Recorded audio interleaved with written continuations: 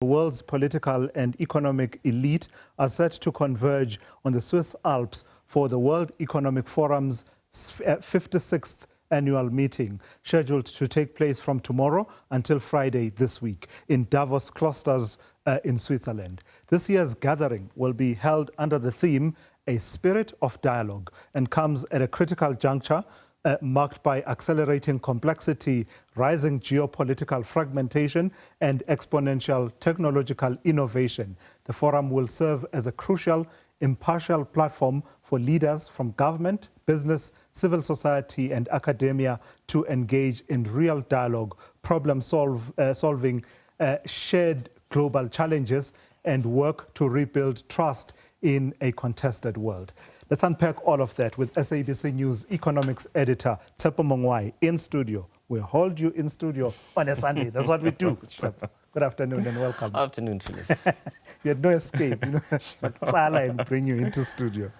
Let's firstly, though, talk about the theme is a spirit of dialogue. That's an interesting theme, isn't it? Given everything that's happening, dialogue seems to be on the back foot and more strength, power, and unilateralism in various aspects. That's an interesting theme. I think they are trying to remind people that we need to find a way with differences that we have seen. I mean, the last 3-4 years, countries have been a little bit more inward in their approach in terms of how they deal with global trade, industrial policies. We've seen an increase in subsidies, tax breaks. So countries are beefing up their individual economies so that they can be much stronger. But that collaboration, globalism that we used to talk about has kind of taken a backseat. So I think they are really trying to bring in people and say, we need to talk. Because there seems to be issues that are dividing the nations, and really it cannot be a way to go this time around. So there is a lot of focus on bringing people to find a way on various issues. I mean, trade, for example, I've no doubt it will be one particular issue that will continue to dominate discussion. Remember last year when we attended the World Economic Forum, Trump had just been announced as a winner. There was a huge discussion around what is going to be the impact of tariffs. DeepSeek, remember DeepSeek, was this emerging giant coming out in terms of artificial intelligence that was going to take over the world. But the narrative has not really changed that much. The issues are still the same. So in terms of the architecture of the meeting in Davos-Klosters, you've been there countless times. What about the architecture in general and its history and the traditions and who attends makes it possible for them to even talk about a spirit of dialogue? What happens differently from, I don't know, all the other entities that seem to be gridlocked? Well, I think, remember, this is a meeting. There is no proper actionable outcome from the World Economic Forum. But the way I've observed and look at how issues are structured, it's really people who go there and say, we're trying to learn from our peers. We're trying to take comfort. We're trying to say, we are in this together. We're trying to take counsel in the very difficult environment and uncertain situation that we are dealing with, either as business people, because remember, business people who map up the majority of those who attend the World Economic Forum, they operate across various jurisdictions, and they are affected by this current geo-economic confrontation that we are seeing currently.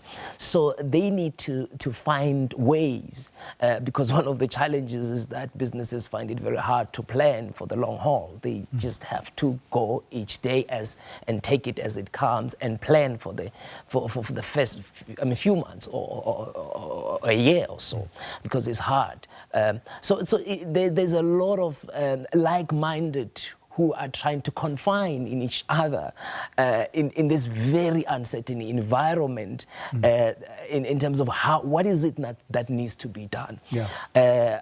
artificial intelligence, it's a reality. It's got opportunities and threats. How do you apply it in such a way that it doesn't cause problems? But the other issues that has been raised is it's moving so fast that when a company operates in various jurisdictions of the world, they find that others are just left way behind. Other economies will only catch up in the next few years.